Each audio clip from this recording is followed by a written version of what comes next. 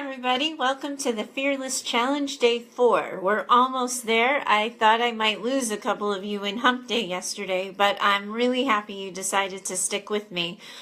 This week we're just tackling fears of failure, fears of rejection, imposter syndrome, and we're really weeding those out so we can start taking action on our dreams. And I've been so happy and proud of the response I'm getting. I'm getting a lot of emails every day in response to these videos, and I'm so glad to know that I'm connecting with each of you. I got an email actually this morning that I wanted to talk quickly about. Somebody said that over the past couple of days I've offered these scripts for how do you talk about to the hater in your head or to the critics and the people who doubt you. And one of the comments that somebody made to me in an email this morning was that, but what do you do when the hater is a family member or is a spouse or your partner, or you have this big dream and you want to try something new and the person whose support you need is your spouse or your boyfriend or your girlfriend. The feedback I got was that my scripts that I was offering to people weren't specific enough when there's an actual relationship in place. And I thought I might, go into that today to answer it more in depth. But the reality is that's a whole nother challenge, and that's a whole nother course on communication and healthy relationships.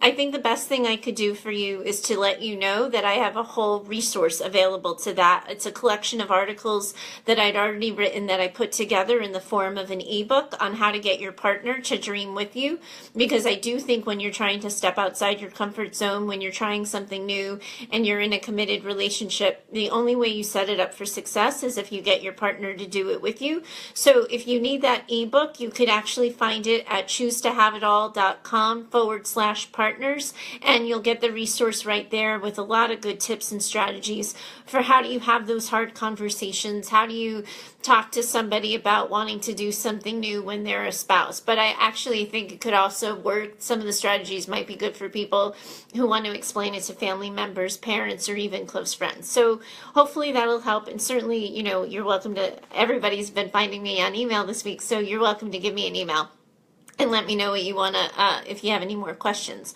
But today's topic is this idea of how do we call bullshit on the reasons and excuses for why we're not doing things. When I talk to people about their goals and the things that they're working on, so often I hear things like, I don't have the time, I don't have the money, my job is really demanding, I couldn't possibly, I've got 2 kids and they have so many activities and things that they need to get to, my wife doesn't really want me spending so much time on the computer, my husband really gets mad when I'm on social media too much. Whatever the reasons are and the excuses, I think it's really important to figure out which of those are actual obstacles in your life. Which of them are problems that need to be solved to get you to your goal, and which of those are convenient excuses, masks, and covers for your fear. Only you looking boldly honest in the mirror are going to know that. But my approach to this is that when you get crystal clear on your goal, when you get crystal clear on the vision you have for yourself, you make that vision and that dream simply non-negotiable. It's going to happen, and you're going to make it happen. How you make it happen is the part that's up for debate. So one of the easiest ways to do this is to just start listing all of them out. What are all of your reasons? What are all of your excuses that you have been making for why not you? Why not now? Why hasn't this happened yet? What actually is getting in the way? And when you look at that, you can use some of the exercises that we've been going over this week to look at which one of those are just a BS cover for your fear. Because imposter syndrome is ruling the day. Because you're so afraid of getting rejected. Because you're afraid of hearing no. Because some of those reasons are just your fear in disguise. And you kind of want to know that that's your fear in disguise. So on your list, you can just put a little F, and you can use that F for code for however you want, although I have a secret suggestion. But here's the thing.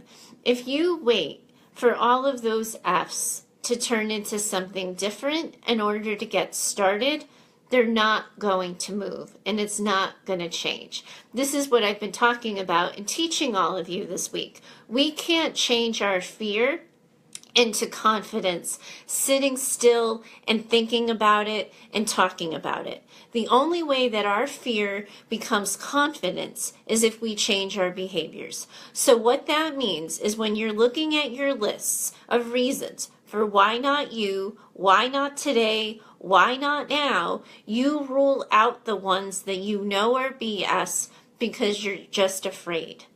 And you let yourself know that you're going to move, even though you're still afraid. You may have talked back to fear a couple of times this week and won. You may have been able to manage the fear of rejection and come out on the other side. That doesn't mean it goes away just because I've talked a good talk for a couple of days. You're still going to be nervous. You're still going to be hesitant. The answer isn't about not being afraid. It's about not letting your fear change your behavior so that you stay frozen, paralyzed, stuck, and in inaction. Because you can move even though you're scared. So that's the trick. So first, you want to make that list, rule out the things that you're afraid of, and quite frankly, guys, you just have to suck it up. That you're going to be scared. You're going to be nervous. Your skin's going to crawl. You're going to doubt yourself. You're probably going to curse at me for getting you going on this whole stupid thing. You probably liked it in your cozy comfort zone of safety, but you weren't happy. And so you just tell yourself, yes, I'm scared, but I'm doing it anyway. And then you look at your list and you start to really look at the actual obstacles. Because if you have two kids and one has soccer on one side of the town and the other kid has hockey on the other side of town, obviously your schedule is going to be impacted. And I am not in any way telling you that you can't go to your kid's soccer game or you can't be soccer mom, soccer dad. What I'm saying is get really clear on the obstacles. Know what are actually physically, visibly, measurably, observably getting in the way of you doing what it is you want to do. And once you know those, then you move to the how. So the example I give, and those of you who participated in my resolution reboot challenge, I think you already heard this example before. But say, for example, my big dream and my big goal was to go into nursing. There's so many immediate obstacles that come to mind. One being that I kind of suck at math and science. It is totally not my strong suit. Another, I already have a graduate degree in clinical social work and I don't carry any debt on that. So if I wanted to go back to school, I would be adding to a pile, I would be adding student debt that I don't have, around that. It would also mean that I'd probably be changing my income level for a while I went back to school. There's so many things that would get in the way, and it'd be so easy to rule out and go like, I'm 40 years old, I don't need to be a nurse, I could pick another day, pick another challenge, until I really got clear and honest with myself that if that's what I wanted, I'd have to move to the how. I'd have to suck up the student debt, or I'd have to figure out a way to pay for it. And maybe that means taking an accelerated program and doing it in 15 months as opposed to 2 years. Or maybe it means that I'm going to need to get a tutor for myself because math and science aren't my strong point, but I really am good at nurturing and caregiving. Or maybe it means that I would have to not necessarily do nursing, but a different version of caregiving in a hospital setting. But it's getting crystal clear on what I want, removing the fears for reasons I can't do it, and then actually problem solving the legitimate obstacles. Because all of you are going to have obstacles. Some of those obstacles are going to be your values. So for example, when I was moving from my brick and mortar private practice to the online coaching business that I'm now in, one of the things that I don't know a lot about is tech. And the idea for me to move to an online business and not be really techie could have been a thinking error on my part. I could have let fear talk me out of it, but instead I moved to the how and I hired somebody to design my website. So I knew that a lot of people coming into the online space were DIYing it. They were doing their own websites and they were learning WordPress and they were setting all this stuff up, and I suck at that stuff. And if I did it, I never put out anything that I was proud of. But I'd already invested in coaching to figure out what it is I actually wanted to do next. So on top of that, a website designer was going to be an additional expense, and I had budgeted for the coach. I didn't budget for a web designer, and guys, I put that web designer on a credit card. And it took me a while to pay it off because I wanted the business to pay it off. But I went into debt for it. And some of you are trying so hard to build your dreams without compromising money, without compromising your time, or without anybody becoming uncomfortable. And some of that is your avoidance because you don't want to have the hard conversations with people, or you don't want to tell people you can't make it to something that they might be disappointed by. So you're avoiding it. The way you're going to solve these problems is by figuring out what it is you're willing to compromise on, what it is you're willing to say no to. So people who tell me that they don't have time, the first thing I'm going to ask them, quite frankly, is how much time do they spend watching TV? Or how much time do they spend scrolling through Facebook with no intent purpose? Or how often are they sleeping? Or where in their life are they not applying time mindfully with purpose and intention? Because if I have date night every Friday on the couch with my husband to catch up on our shows, I'm not going to encourage anybody to sacrifice something like that. But a mindless Tuesday night when there's nothing really on and we're watching some stupid program and I could be doing something, then yes, that's the time I'm going to give up. And it's free time, but I have to want my dream more than, wanting my TV time.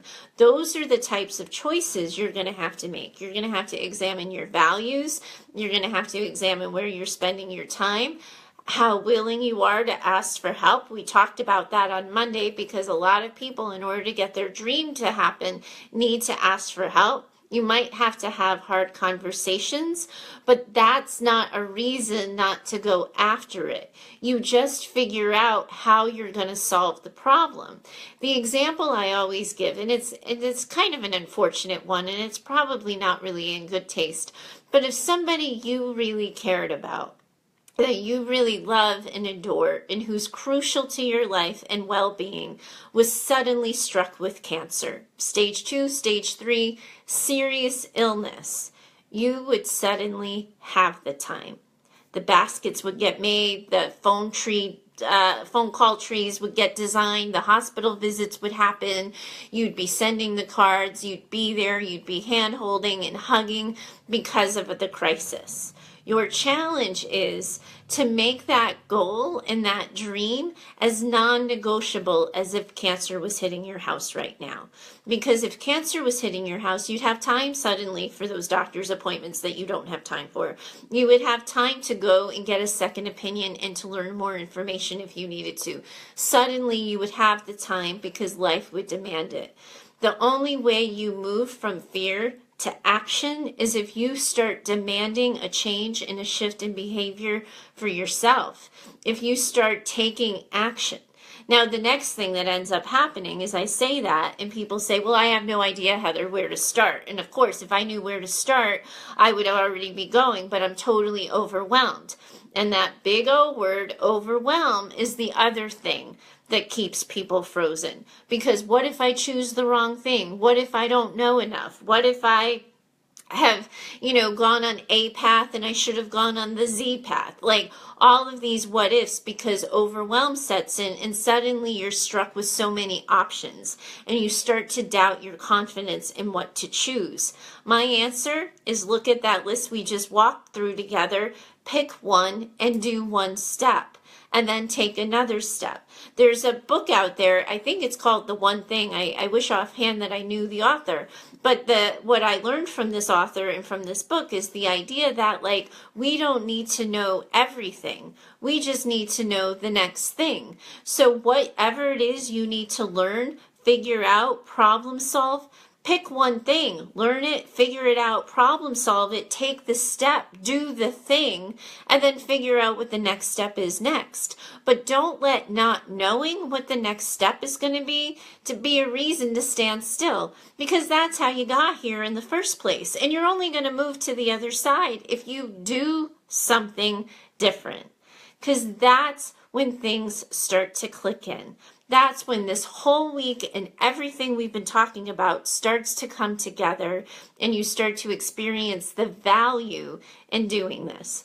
Because it's not until you get on the other side of the thing that you're scared of, and you take a step and you do a movement and you find yourself standing outside your comfort zone and the world hasn't ended and things haven't shattered, that you're going to figure out for yourself that you were capable all along. It only works that way. You can't keep thinking, problem solving, reading, learning more, because all that does is give you energy and oxygen towards the imposter syndrome that we were talking about yesterday. That's how that beast starts to grow and take more space for yourself. The more time you take in between steps, the more you get stuck in analysis paralysis and tell yourself a story that you don't know where to move or you don't know what to do next, the more you start to tell yourself the story and believe it that you're incapable. You just cement that knowledge. But if you take a step, if you learn something and take action on what you learn, if you ask the question and you don't stop at the not knowing, but you find out the answer, those are the things that collectively, when you look back on it, will start to create a change in how you see yourself. It doesn't happen just thinking about it. And so many people, like I said earlier in the week, wait to feel better, to not be afraid in order to take action. The reality is you have to do it even though you're afraid. You have to look at the list of obstacles, real and imagined. Throw out the ones that are imagined. Tackle the ones that are real. And if you don't know, that's a good place to ask for help and get somebody's 2 cents, because they'll tell you honestly and clearly where they think you could start. Anybody's, usually available to do that for you. You could ask a friend, a coworker, just tell them, I'm really kind of stuck. I see that I need to do these 5 things. Where do you think I should start? And somebody's going to offer you an opinion. But then you get going. And then you allow yourself to review where you've been, how it felt, and what you learned from it. And that there, my friends, is where all of this starts to lift. And you find yourself feeling a little more confident. It doesn't happen overnight, and it doesn't happen with the first step, and it doesn't happen inside of a week. But if we can start to create a mentality for you that fear is not a reason not to move, that imposter syndrome isn't something that you give energy and oxygen to, that failure is a part of the story, but it's not the final chapter, you then can move and have the freedom to build the life that you want just as you want it. It only stops when you get stuck in your head, when you start believing again the hater in your head and the doubts and the voices. But otherwise, if you get to the other side of it, you start to collect a series of examples where you took steps, and suddenly you have a path behind you that you can look back on and see and learn from. It doesn't happen just sitting still. I love that you guys are liking these videos, and I'm so appreciative of the feedback I'm getting. I want to hear more stories of what you're doing with it and what you're doing about it. It's not going to light me up if I'm simply motivating and inspiring. I want to kick your asses here and get you moving into a new direction. You got to get off the chair. You got to get yourselves off Facebook Live, even though I like hanging out with you and everything. And you got to start doing something different. So pop it in the comments, what you're working on, what you're going to do differently, how you're hoping your life is going to look differently next week. And we'll take it from there. Now, tomorrow, one of the things that I think is really important is that you learn a little bit more about how I came to know all of this and how I came to get centered in these ideas. And I'm going to be getting personal with you, and I'm going to be sharing with you my why I decided that it was important to me that I choose happiness, that I stop letting fears and what ifs and second doubting myself get in the way of the life I wanted. It's not going to be an easy story to tell, but I think it's an important one, and I think you can learn from it. And because I think you can learn from it, I feel like it's my responsibility to share. So we're going to be getting real tomorrow on Friday, our last day of the Fearless Challenge. I could say I'm looking forward to it, but in all honesty, I'm a little nervous about it, but I'll be doing it anyway because that's what I've been preaching to this particular choir all week. So there you have it. If you have any questions, let me know. But if not, tomorrow it's going to be a new time, 11:30 a.m. Eastern Standard Time. We'll wrap this thing up, and hopefully we'll all be fearing a little bit less. Thanks, guys, and have a great day. Bye-bye.